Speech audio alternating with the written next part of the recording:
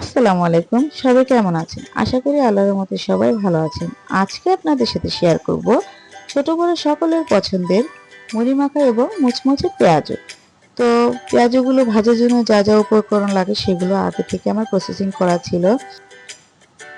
এখন একটি পরিষ্কার প্লেটে প্রথমে দিয়ে দিব ডাল বাটা, পরিমাণ মতো লবণ এবং আগে থেকে কেটে রাখা পেঁয়াজগুলো দিয়ে সুন্দর করে মেখে রেখে দেব এক সাইডে।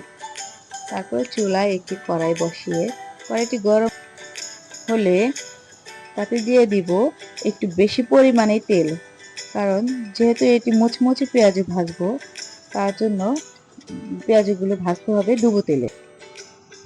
তেলটা গরম হলে তেলের মধ্যে আস্তে আস্তে ছেড়ে দিব পেঁয়াজগুলোকে। কিছু সময় পরে পেঁয়াজগুলোকে উল্টে দিব।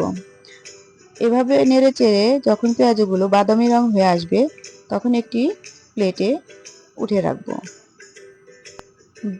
বাকি পেঁয়াজগুলোকে একইভাবে ভেজে নেব।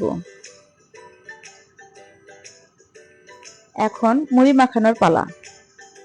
একটি পরিষ্কার বাটিতে পেঁয়াজ কুচি, কাঁচামরিচ কুচি, শসা কুচি, টমেটো, ধনিয়া পাতা, সামান্য লেবুর রস, স্বাদমতো লবণ আর আমার হাতের একটি স্পেশাল মশলা দিয়ে সুন্দর করে মেখে নেব। তারপর পরিমাণ মতো সরষের তেল দিয়ে এবং আবার একটু মেখে নেব। এখন দিয়ে দিব চানাচুর, সিদ্ধ করে রাখা ছোলা, ভেজে রাখা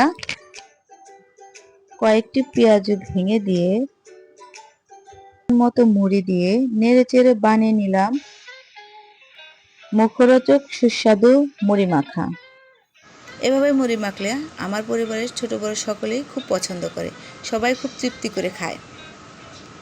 এখন 1 চামচ মুড়ি মাখা সাথে একটি পেঁয়াজু সসে খেয়ে নিলাম, আর রিয়াকশনটা আপনারাই দেখুন। সবাই ভালো থাকুন।